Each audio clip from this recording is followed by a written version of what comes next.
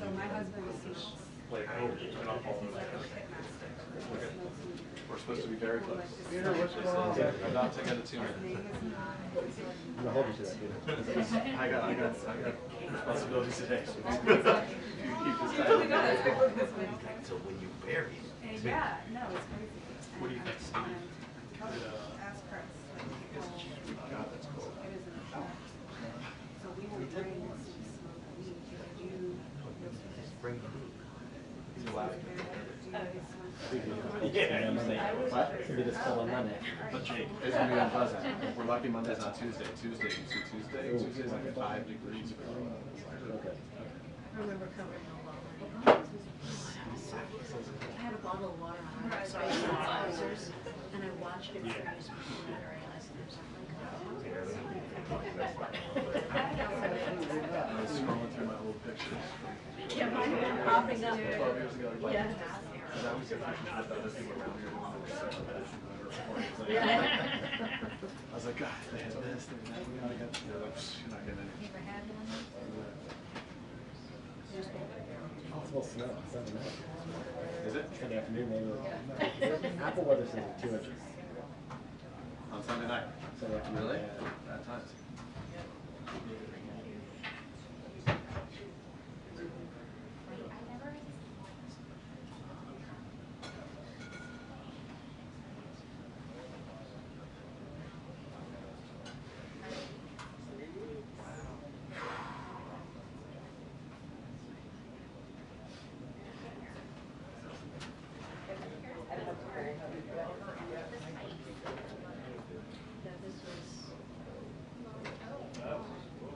This was the Obama one with the water that froze on my Oh my gosh. Yeah, you need some head coverage there. That's scary.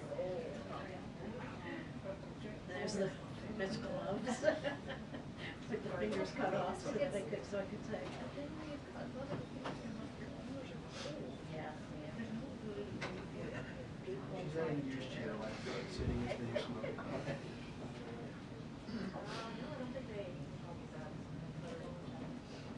All right, let's do this. It's 2 minutes. Yeah, that's right. That's right.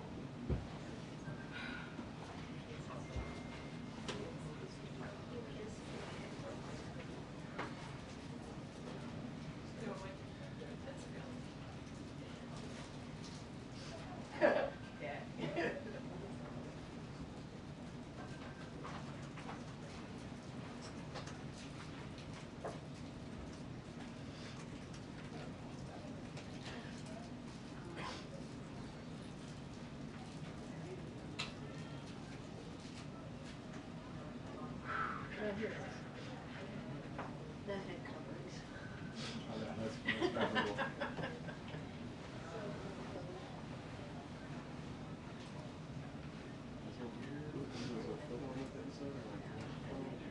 And then you think your feet are in the microwave.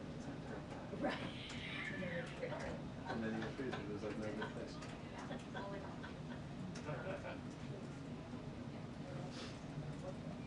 The press briefing will begin in 2 minutes. The press briefing will begin in 2 minutes. Thank you.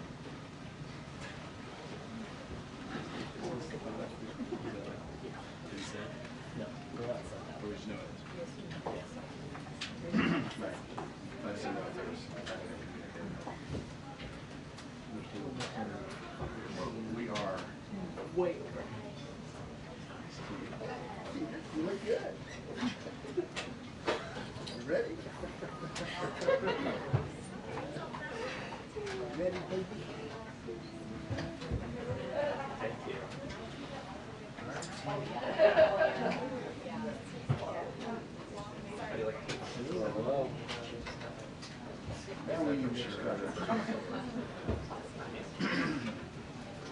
How are you?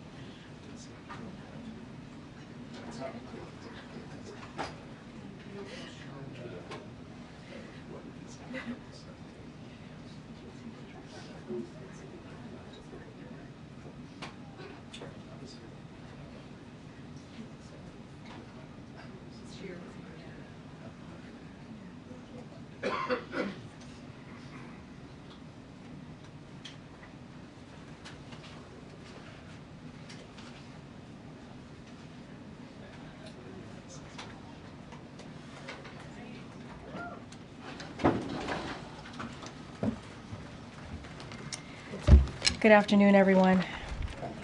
Hi, Karine. Hi. I haven't seen you in a while. This is a good day. You all have just heard the terrific news from the president that after 15 months of war, Israel and Hamas have reached a ceasefire and hostage deal. This deal will halt the fighting in Gaza, surge much-needed humanitarian assistance to Palestinian civilians who have been living in dire conditions, and it will reunite the hostages, including Americans, with their families after more than 15 months in captivity, experiencing unimaginable suffering. Over the past few days, President Biden spoke with the leaders of Israel, Qatar, and Egypt to continue to push negotiations forward and reach the resolution we announced today. The process has been steered out of the West Wing at the direction of the President by National Security Advisor Jake Sullivan and driven to completion through relentless diplomacy by Middle East Coordinator Brett McGurk, who has been actively negotiating day and night in Doha. I will note that Brett is currently in meetings with foreign leaders, and when he emerges, the National Security Council is going to host a background call to answer more of your questions. Secretary Blinken, Director Burns have traveled regularly to the region in recent months and throughout the past year and been in close touch with the key players in the region to advance negotiations forward. President Biden has also directed his team to work closely with the incoming administration to ensure all spoke with one voice on the need to secure a deal.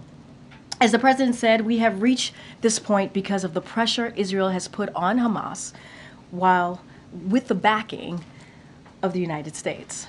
Sinwar was killed. Iran's attacks against Israel failed thanks to the support from the United States. We have built a coalition of nations to defend against Houthi attacks. We negotiated a ceasefire after Hezbollah was significantly weakened, and Iran is weaker today than it has been in decades. These developments, which the United States helped shape, have created new conditions in the region, conditions that have led to the outcome we are seeing today. Today, even as we welcome this news, we remember all of the families whose loved ones were killed in Hamas's horrific October 7th attack, and the many innocent people who have been killed in the war that followed. It is long time for the fighting to end and the work of building peace and security to begin. The families of the American hostages are at the forefront of our hearts and minds today. They have been through a terrible ordeal that I cannot begin to imagine. Under this deal, President Biden is determined to finally bring their loved ones home. Now, again, Brett McGurk is the best equipped to answer the specific implementation questions, as he has been directly involved in extensive negotiations, obviously on the ground. In the meantime, we wanted to come out here to speak to the news and also answer any other questions that you may all have. But before I even move forward to taking your questions, I want to do one of those, as a former senator, now President Biden would say, a point of personal privilege here. Today is the 537th briefing of the Biden-Harris administration. This is my 306th briefing and the final briefing of the administration. Before I get to all your questions, I just want to say a few things and also just give out a few thank yous, if that's okay. So we had the first briefing of this administration on Inauguration Day, because President Joe Biden wanted to make clear the importance of daily press briefings and the vital role that the press plays in our democracy.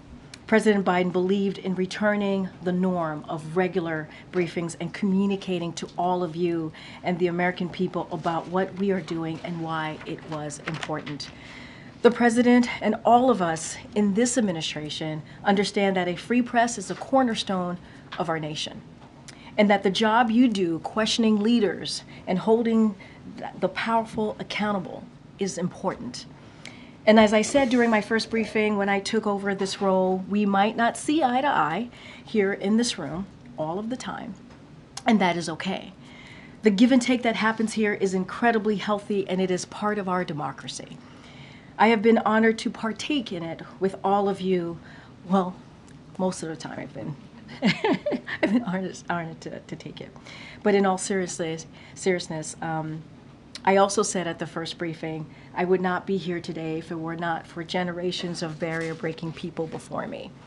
I have stood on their shoulders. I benefit from their sacrifices. I have learned excellence, and I am eternally grateful to them. And now I will pass the torch. It is my sincere hope that while I may be the first for many things at this podium behind this lectern, I am not the last. I hope my presence at this podium has served as inspiration to many young girls out there who look at me and look at this job and look at what we've been able to do and have a similar background as me. And hopefully they can follow their dreams and never give up, and know that you can achieve great things if you put your heart and mind and be passionate about it, no matter how many barriers you may need to overcome. Progress is not always a straight line, but we all must do our part. In the words of Dr. Martin Luther King Jr., whose birthday is indeed today, bend it towards justice and pay it forward. I hope that, and I and many barrier-breaking colleagues in this administration have played a small role in doing just that. Standing here and having served in this role for this administration and this president has truly been the honor of a lifetime, one I am grateful for and I will never forget. But it is a job I could never have done alone. And so finally, I do want to say a few thank yous to a few people in this room that I've gotten the pleasure to work with. I want to start off by thanking the best team in the business: Emily, Andrew, Kelly, Robin, Angelo, Jeremy, Sonia, Chloe, Jacob, Chris. You are simply the best. And thank you so much for having my back and doing this job and having the president's back and doing it so well. Truly the best. You work tirelessly, passionately, and with utmost professionalism. You serve the president and this nation well. I am proud to call you all my friends and colleagues.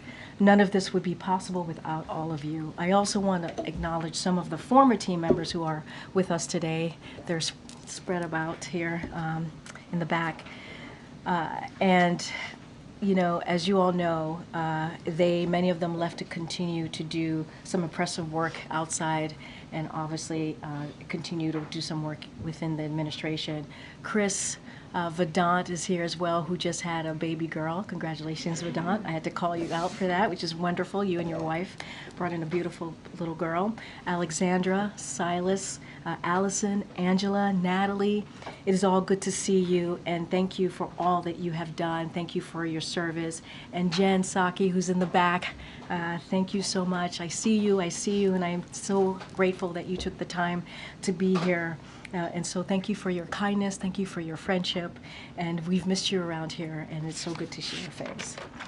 I also want to thank my parents. Growing up as an immigrant family in New York, they never imagined their daughter would be standing here today. They work day and night to give me every opportunity possible. I can't thank them enough, and to my parents, sorry I didn't become a doctor, but hopefully this is okay.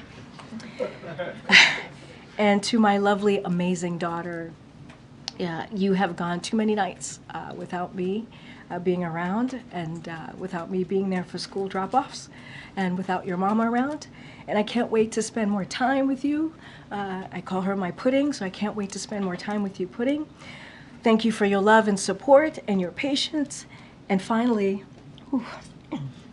I do want to say thank you to President Biden and First Lady Dr. Biden for this incredible opportunity. As I said earlier, standing at this podium behind this lectern, serving the American people and this administration has been an honor of a lifetime. And I will be forever grateful to the President for his trust and this amazing opportunity. And with that, thank you for your patience all. I appreciate that. With that, Zeke. Thanks, Karine. When will the American hostages who are being held by Hamas be released? Will they be released in phase one, or will that come in subsequent phases? And so the president answered this a little bit when he was speaking earlier today. He mentioned phase one. That's when we're going to be seeing that. And the American hostages will come out in phase so there will be more details that Brett McGurk will share right after this briefing. But what I will say is just to give you a little bit of how it will work. So during the first phase, which will begin on Sunday, the fighting will stop. Hostages will begin to be released, and aid will surge into Gaza. During these weeks, the second phase of the deal will continue to be negotiated to bring a permanent end to this war. If negotiations take longer than 6 weeks, the ceasefire will continue to hold as long as negotiations continue. This deal was developed by the president and his team about 8 months ago, back in May. You heard the president talk about that. So this was the framework. And once he was able to put out the framework, it was endorsed by the world. And so we are certainly, as the president started off in his remarks to the American people, to all of you as well, this is a good day. This is a good day. This is a good step forward. And so Brett McGurk, after this briefing, will have a call to give more details of how this is going to move forward. But again, this is a very good step forward.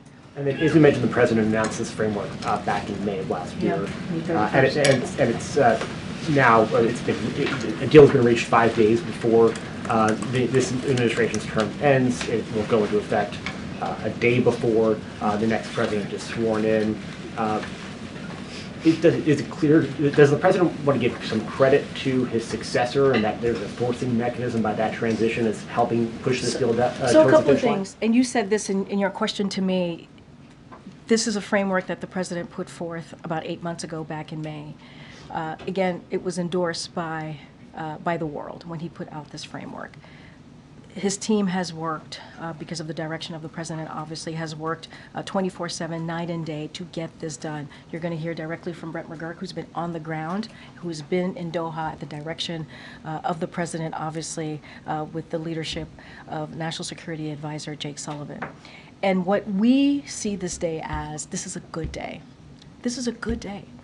Hostages are going to be able to go home, including American hostages, to their families.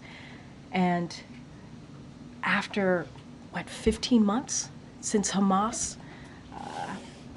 did something so unimaginable, launched an attack that was so dreadful. We lost so many lives because of that attack on October 7th. And we have been working around the clock to get this done. And so that's how we look at it. We're going to continue. We're going to continue to speak with the Trump transition. You heard even from National Security Advisor Jake Sullivan on Monday talk about how they have been coordinating with the Trump team, keeping them abreast, having regular conversations with them about this. And now we understand that this is going to be implemented by the next team. And so we're going to continue to work with until January 20th, we're going to continue to work closely with the Trump transition team. We have to remember what we have seen from this president over the last 8 months, since 15 months, as we're talking about this particular matter. That's what American president does. That's what they do. And that's what we've seen from this president and his leadership. And you mentioned that this deal will be implemented by the next president. There's coordination between the White House and the incoming administration. Has the president spoken at all with his successor? And outside of the very brief ceremonial tea that they will have on the morning of the 20th, does he plan on having a more substantive conversation with him about his strategy and the briefing and the relationships that went into this agreement? Well, Zeke, I will remind you, when he invited the President-elect Trump to the White House, they met for more than 90 minutes. And that's a pretty long time, significant time to have a heart-to-heart, a bit of a conversation. So that happened, as you know, right after the election. I don't have anything to read out at this time of upcoming conversation or conversations that's happened since their meeting in the Oval Office. But again, the Trump transition team and our team have been in constant communication, having these conversations, keeping them abreast. This president made a commitment. He made a commitment that he wanted to see a peaceful transfer of power, something that he didn't get 4 years ago. But he wanted to make sure to continue that tradition and do a peaceful transfer of power. That's what you have seen. He wanted to make sure the transition was effective, efficient, and that's what we have provided. And like I said, we're going to be in close touch with our team and their team in the next couple of days. And just lastly, on a different topic, you've said the president has been weighing preemptive pardons for all sorts of officials who he fears may be targeted by the incoming administration. Has he made a decision? And given that this is the last briefing, if he were to decide to issue those pardons, could you commit now that there'll be an opportunity to ask questions of the outgoing administration before noon on the 20th about any of the presidential actions? I don't have anything to announce. You are correct. You could expect more pardons. I'm not going to go into details of what that's going to look like. It is not unusual for a president to do that. And so you should expect that from this president. I'm not going to make any commitments right now. I'm not going to lock ourselves into a potential another opportunity to ask questions about the pardons. But what I can say is stay tuned, and there will be more to share. And I'm sure the president's going to want to continue to engage with all of you in the next couple of days. Okay, Lucia. I haven't seen you in a while. Good to see you. It's good to see you, and thank you so much for taking our questions so often. Thank you. I appreciate it. Thanks, Lucia. So, in terms of implementing the terms of this agreement, how confident is President Biden that the incoming administration will do that, and have they offered any assurances that they will carry them out? I think there's a commitment to move forward with this deal. I think there's a commitment to make sure that there's an end to this war. Obviously, hostages are going to be coming home. Obviously, we've been in very close touch with the Trump transition. And the president was asked some variation of that question moments ago after he spoke, and he said he is very much indeed confident.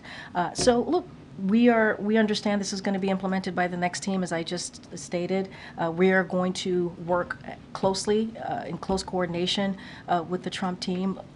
As the president has said, and I have said also moments ago, we want this to be in one voice, right? I think that's what you have seen in the past couple of weeks, how we have moved forward in one voice. And this is what's important for the hostages, to get them home, to make sure that we're getting that humanitarian aid into Gaza, and to ending this war that has taken a lot of innocent lives. And so that is the commitment. That is the commitment that you can see from us, and that's what the president believes, that he is confident in how we're going to move forward. Tonight, President Biden is going to be delivering a farewell address. Ahead of that speech, we got a long list of what he views as his greatest accomplishments. few you hundred, talk- over 100 pages, I believe, right? Did you read, did you have every word? We have every, yeah. Can Yeah. you talk about what he thinks his greatest failures are and whether he will address those tonight to the American public? So look, this is an important moment for the president. You know, he has been working on the speech because obviously these are farewell remarks, but he is obviously going to be talking directly to the American people. It is not going to be partisan. This is something that, and not just forget, it's not just about the last 4 years of his administration. He is stepping down from his career, right? More than 50 years of public service that this president has done as senator, as vice president, as president. So you can imagine the president has a lot to say, a lot of thoughts that he wants to share, really touch on the moment that we're in right now. And so that's what you're going to hear from the president. What he wants to do, obviously, is also be positive, talk about what we have been able to do. This is a president that speaks about possibilities and how he sees this country moving forward. And so that's what I could speak to. I'm not going to get ahead of what specifically what the president's going to say. I'm not going to go into line by line, but I can say, and I'd love to say that from here, is stay tuned, and I will leave it there. And then finally for you, because you've clearly reflected on your role as press secretary, is there anything you wish you had done or said differently during your time? Well, I will have a lot of time to reflect, right? You're not going to catch me up here, Alicia, today, but I will have a lot of time to reflect on my time here. As you know, this is, and I think you've gotten to know a few press secretaries during your career, this is a job that's nonstop. There's not a lot of time to reflect. It's always, we have to do the job, we have to speak on behalf of the president, we have to make sure that we're communicating with all of you. But what I can say with full heart is that this has been an honor and a privilege to do this job, and I have done it to my best of abilities on behalf of this president, and the best job that I will ever have. I truly believe that. Thank you. Ken, Mary. Thank you, Karine. You and the president have stressed that this is the framework that he put forward last spring, but the president also made clear it was important to him to work with the incoming administration, that they be speaking in as one team, as he put it. Even the Qatari prime minister in his remarks personally thanked Steve Witkoff, the incoming administration's Middle East envoy. So do Donald Trump and his team deserve any credit for this? I mean, look, everyone is going to want some credit. Everybody's going to want some credit. Get that? That's how this goes when something good happens. Not unusual. It is not unusual at all. What I can say is the president got it done, right? That's what I can say. And what I could also say is that, and you said it in your question to me, is that there was a framework that was put forward. And it was put forward by the president back in May 31st of last year. And it was endorsed by the world. And you see a president that has done everything that he can. This is someone who has foreign policy experience, decades of foreign policy experience. He understands what it means to bring people together. He understands what it means to get a deal done. He also said in his remarks how difficult it was to negotiate. Negotiating is incredibly hard, and this wasn't easy, but we got it done. And so, this is someone who speaks from experience. And this is, again, not an easy thing to get done. But as we've said, and I've said multiple times, and I think Jake Sullivan said this obviously recently when he was here on Monday, we were able to work closely with the Trump transition team and coordinate with them. But again, this is a framework that the president put out, and negotiations aren't easy, and this was one of the toughest negotiations that he experienced, and this is something that the president shared with all of you. And does the president have any plans to talk to the families of the hostages, or has he talked to them today? So as you know, the president and this administration has been in regular touch with the hostages hostage family, and have obviously always communicated with them that how much we're with them and the work, everything that we're doing to try to bring their loved one home. And we have stayed in constant communication with them. I don't have anything to read out as a call to any of the American hostages or the families at this time, but I can say that the president is as he said, this is a really good afternoon, and you know, our hearts go out. Our hearts go out to the families who have been waiting 15 months to get their loved ones home, and so this is a big deal. This is a big deal. And just on a slightly more personal note, on this your 306th briefing, what advice do you have for your successor? So I was asked this question, I think, when my successor was announced, and it's pretty much the same, which is, you know, obviously I wish her the best of luck. This is a great job, an amazing opportunity to be standing at this podium behind this lectern and to go back and forth with all of you and speak on behalf of this president, the President of the United States. There's nothing like it. And I hope she enjoys the job. I hope she continues to do this, what we've been doing for the past almost 4 years. And I truly wish her well. The decision the president made to include Steve Witkoff, how did that come about? Look, that is, I'm not going to... And why did the president do it? Well, look, this goes back to what the president said right after the election. A peaceful transfer of power. Again, something that he didn't get 4 years ago. And wanting to make sure that we had an effective, efficient transition. That's what it looks like. The president is basically leading by example. That's what he's doing. This is a president who understands norms, who understands institutions, and understands how important that is. And he wanted to respect the outcome of the election, the will of the people. And that is what you've seen this president do. At any point did the president think maybe this deal will not be reached on his watch? The president was hopeful. He was optimistic. This is, as you know, I think you know this, Steve, this is a president that tends to be optimistic and hopeful, but not just that, does the work, leans in, has the experience to get things done, which is what we saw from this president today. I think this is a great example of that. And, you know, he never gave up hope. Never gave up hope. And to your point, until the last minute, and we were able to get this done. Thank you, Karine. This is the second negotiated pause in fighting between Israel and Hamas. The first, as you know, was reached more than a year ago in November 2023. Fighting then resumed just a few weeks later. So what confidence does the U.S. have that this time will be different? We're going to have confidence, right? I think it's important, stepping back. Negotiations are hard. They're difficult. This was a difficult one. This took multiple sides to come together. The president, as you know, spoke to Qatar, the leader of Qatar, Egypt, and even Prime Minister Bibi Netanyahu recently. And this is what diplomacy looks like, having those continued conversations, making sure that voices are heard, and having those tough back and forth. And so we have to be, I think it is important to also be confident in that we can continue to get this done. And, you know, Steve just asked me, why did we bring in Witkoff? Why did we bring in the Trump? This is why. Because we know that there has to be a continuation of this. We know that this first phase is about to start. There's going to be a second phase, and it's going to continue. We got to get to a place where this war is done permanently, ends permanently.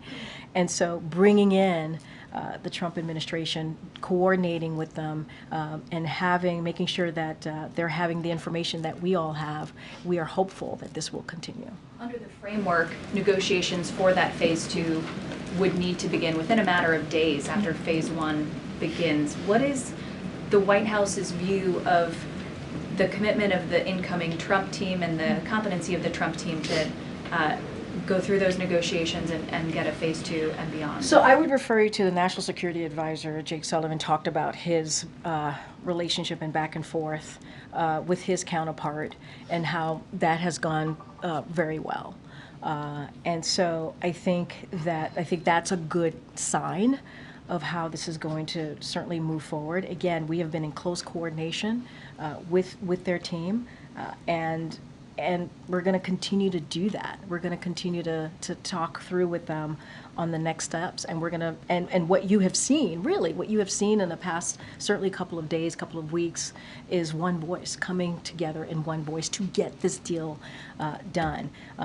you know, I think a lot of your questions obviously go to the transition team, and they can certainly answer and speak for themselves. But what we can speak to, what I can speak to, is what we've been doing, what we have actively done for the past couple of weeks to get this done in unison, to get this done in a way that that when the transition happens, we have that confidence that we can move this forward, continue to move this forward. More light on other officials from the incoming administration that you and your colleagues in the West Wing have been hosting for meetings and conversations, and what those have looked like? So I can't shed any light on that. What I can say is that we have been working closely with the transition team. We want this to be efficient. We want this to be effective. We are doing this. The president wants to do this on behalf of the American people, and that's what you can count on. I'm not going to list out names of folks who we've been talking to. And just finally, Karine, a new CNN poll that's out this morning shows that just 36% of U.S. adults say they approve of the way that Biden has handled the presidency. To what do you attribute that? I mean, look, I've been very careful in talking about polls and not speaking to every poll. I understand this is a CNN poll. What I can speak to is what the president has done to get things done, to get things delivered for the American people.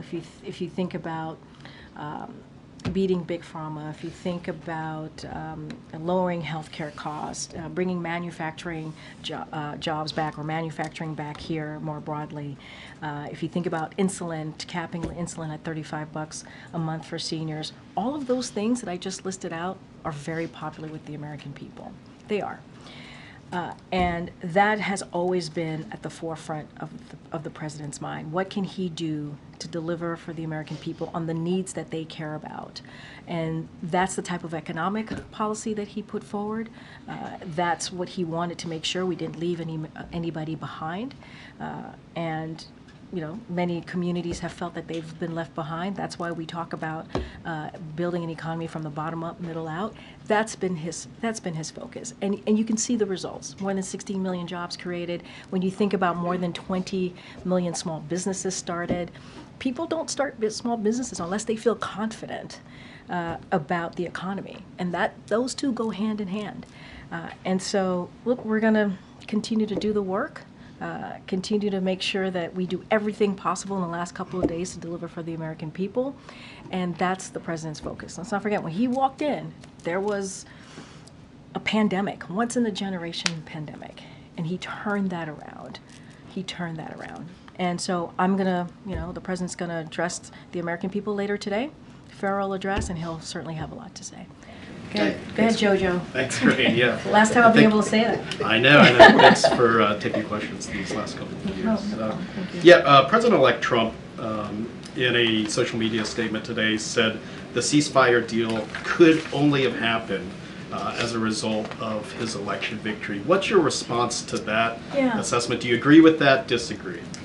Look, I think the president was asked some version of that question. I think that was the first question that he got after he spoke.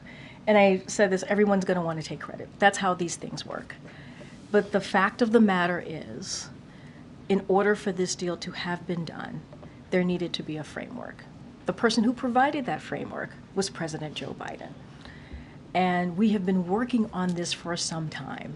It didn't just come together in the last couple of days. It didn't just start the last couple of days. And so, and not only that, he put together a framework. It got endorsed by the world. That's not an easy thing to do. And, you know, and so that's part of the first thing that he was able to do. The second thing that he was able to do was support Israel, and by supporting Israel, that badly weakened Hamas. You saw what happened to Hamas's leadership, and what we were able to do to the backers of Hamas. And so all of those things mattered. Our support and what we were able to do, how this president stepped in, matters. And now we are in a situation where we're going to pass this over to the incoming administration. A lot of this is going to be implemented by the incoming administration. That is why we worked very closely with the incoming administration. And again, that is what an American president makes. And secondly, President Biden's going to be spending his final full day of his presidency in Charleston, South Carolina. Can you discuss what he's going to be doing there? We'll have more to share on that, and I don't want to dive into that right now, but we'll certainly have more to share on what that will look like his last couple of days. Get Karen. Just two quick ones. Does the president intend to leave a letter for President-elect Trump before he leaves office, as Trump did for him? Well, I guess we'll see. We'll see. We'll see. I don't have anything. That's going to be up to the president. I don't have anything on that. But it's a good question. I'm curious too. And after Monday, what is the president's plan? What are he and the first lady doing when they leave Washington on And Monday? we'll have more to share on that as well. Thank you for serving as press secretary and answering our questions for the last couple of years. A couple quick ones just to clarify some things, probably a yes or no. I know you have no readout of any calls between President Biden and President-elect Trump. Just declaratively, can you say, no, there has not been a call between them or in any of the last 2 weeks on this specific topic of Israel? Look, I have not asked that question, so I don't want to get ahead of myself here.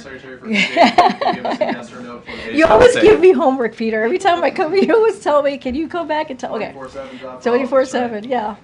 If I can ask you briefly about tonight's address, if you can take us into that room. Yeah. Who is going to be in attendance? I trust the First Lady. Will family members be there? Who else will be there? And is there anything else surrounding it? It's a very good question. We'll have more color for you later on in the evening. What I can say is the president is certainly very much looking forward to this moment, speaking directly to the American people. It's not every day you get to do an Oval Address. He gets to do another Oval Address, obviously his last one, in prime time. And so we will certainly have more color of who's going to be in the room and what that will look like as we get closer. And then last question, I'll leave it to my colleagues, is it's tradition that at the end of the year the president would do a news conference in advance of departure. The president would take questions on a variety of different topics.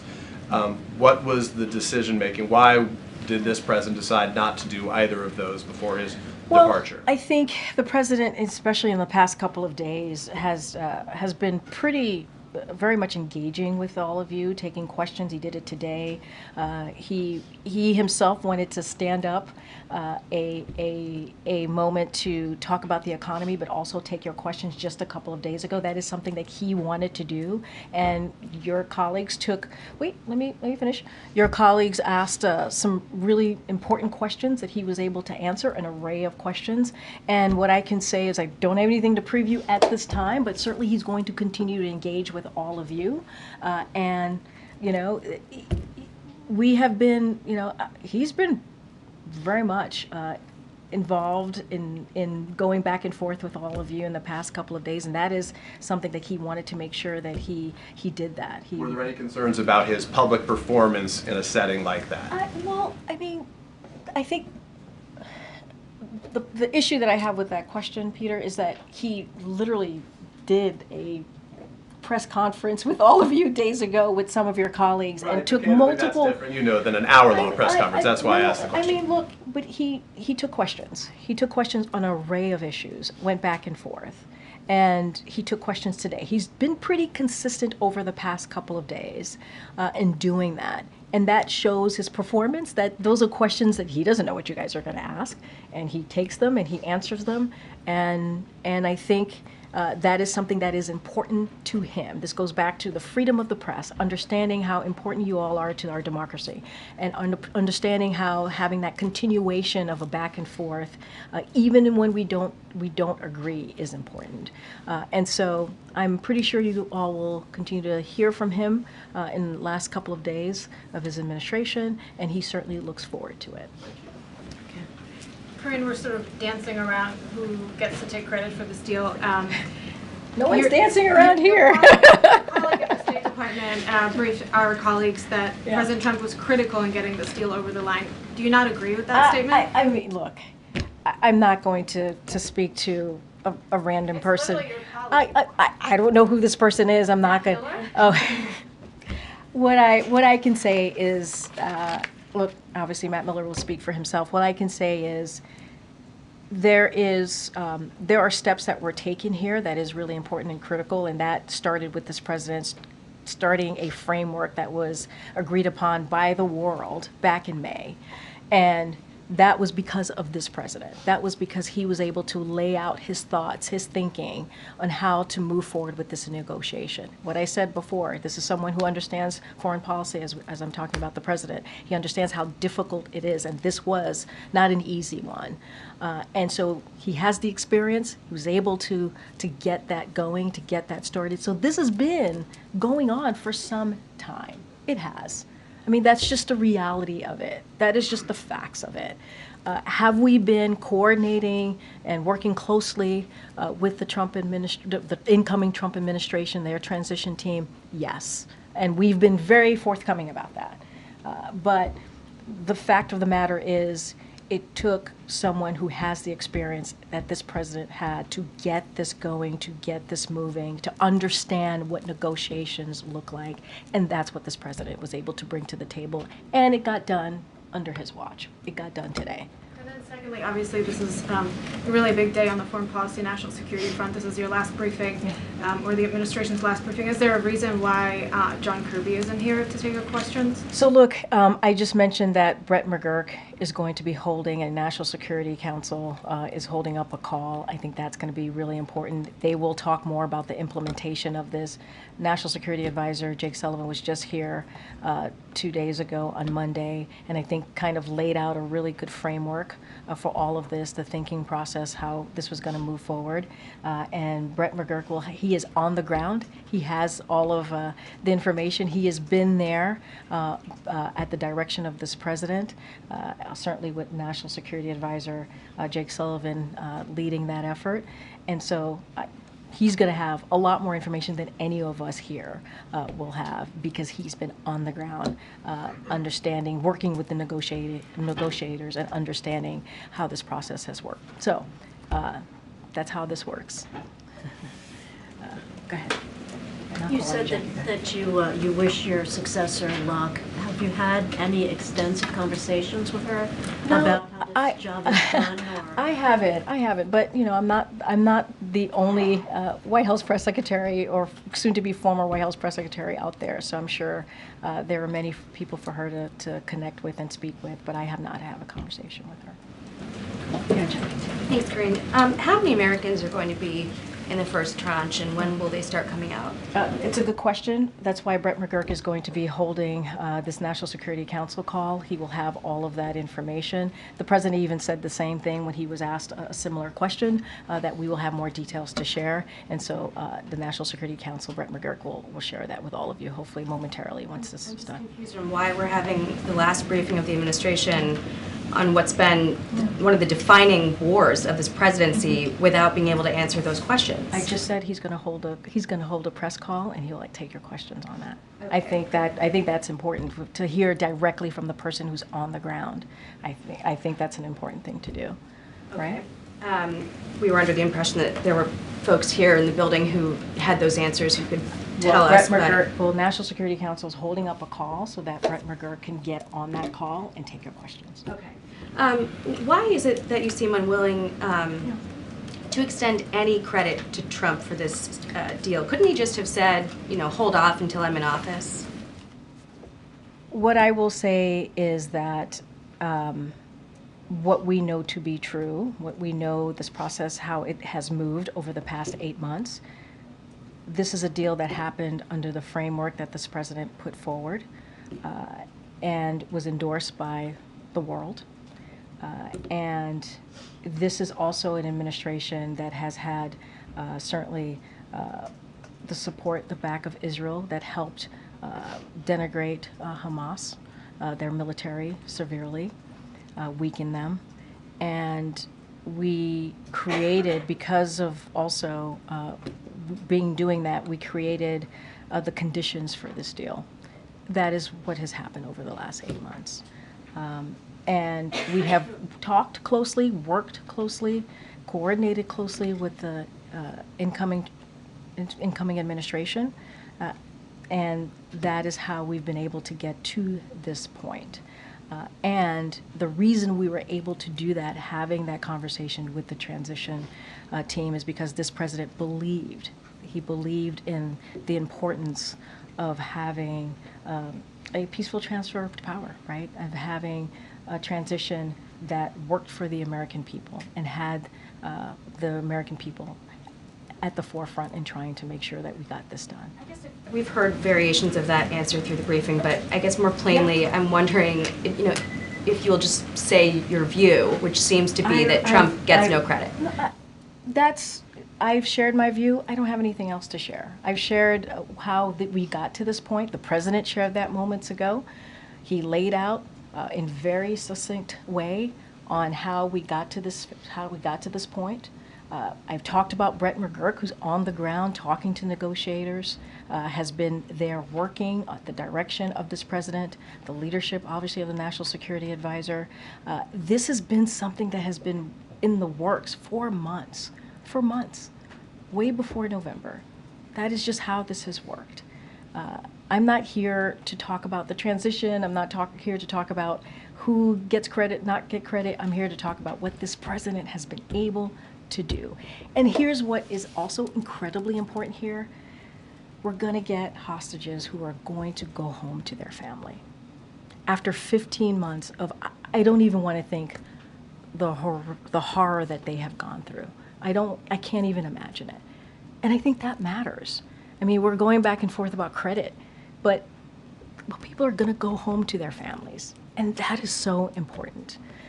And hopefully the phases will continue and we'll get to an end of war here. And that is important. And let's not forget, increase that humanitarian aid into Gaza, because there are people there who need that aid and the assistance. I'm going to move on. And go ahead. No, I'm going to wait. No, How will you grade yourself on your goal of being the most transparent administration? Go ahead. I've taken like 3 questions. I'm going to move on. Go ahead. No answer there? Go ahead. I've already taken 3 of your questions. I'm going to make sure some of your colleagues get an opportunity as well.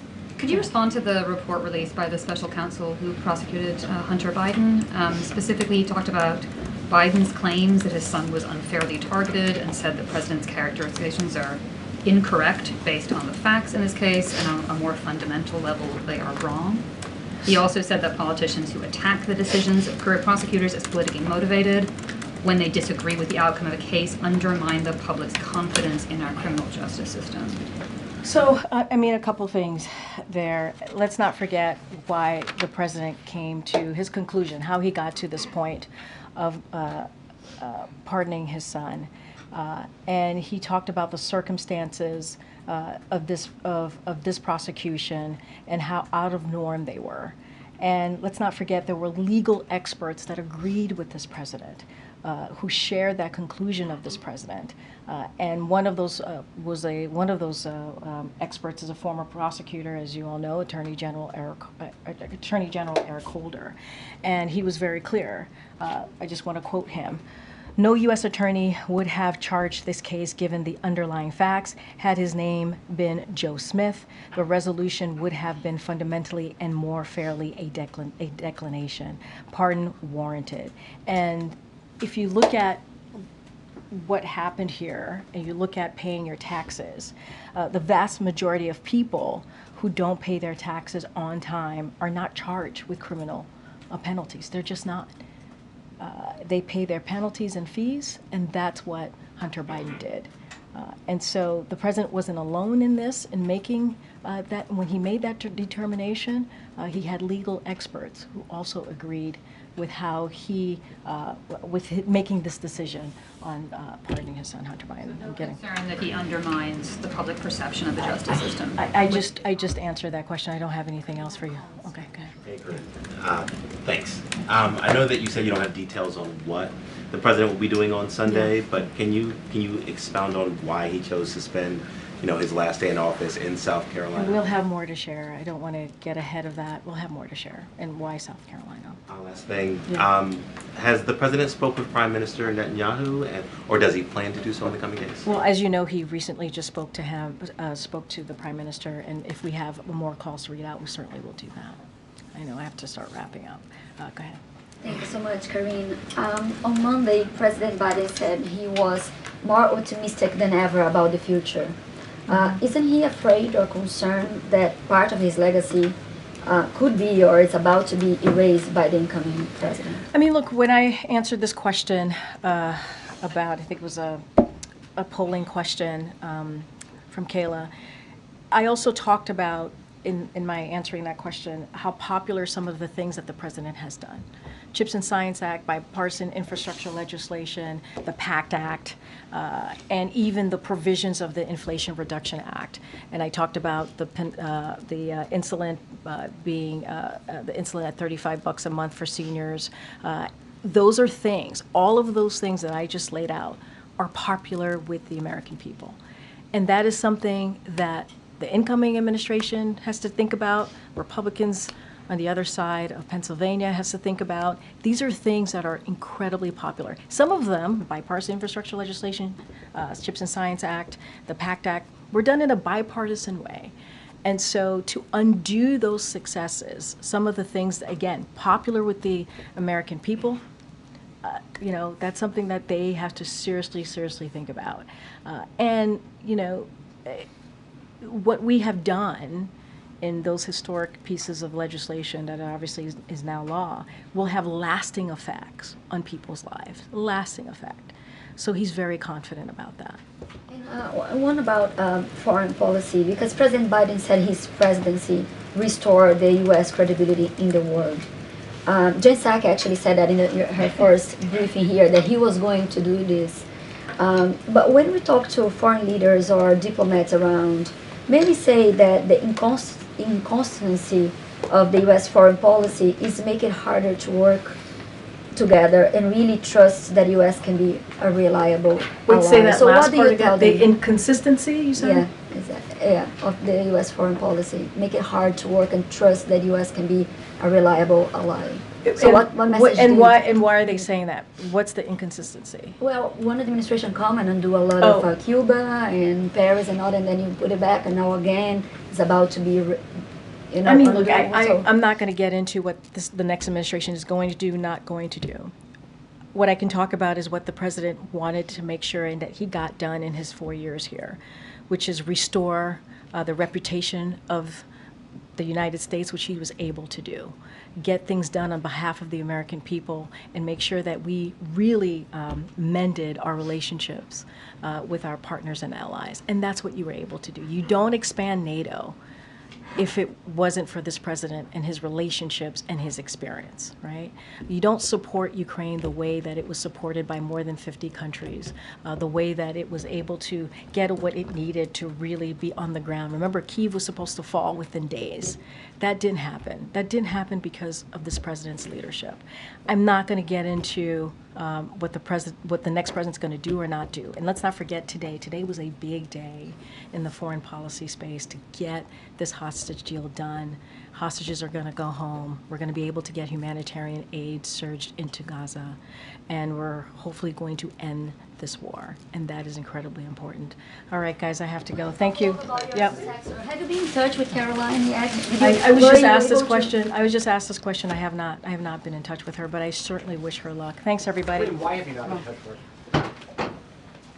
Come talk to me in the back. Thank you.